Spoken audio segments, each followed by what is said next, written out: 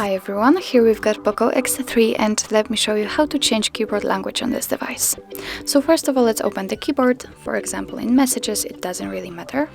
And now let's tap on this settings icon. Here let's choose the languages, and as you can see, this is the list of previously added languages. We've got only English right now. Let's click on add keyboard to add new one, and here we've got the full list of available languages from which we can choose.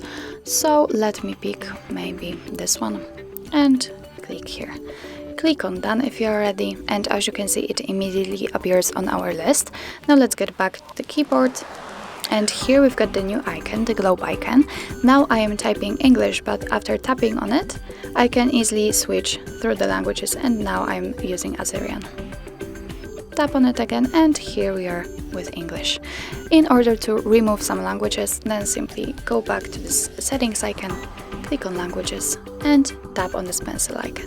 Tap on the one you want to remove and click on trash bin icon. And as you can see, it immediately disappears. Here we've got only English. Let's get back, and as you can see here we've got no globe icon, so it means that we can only type English. So that's all. This is how to change keyboard language in your POCO X3.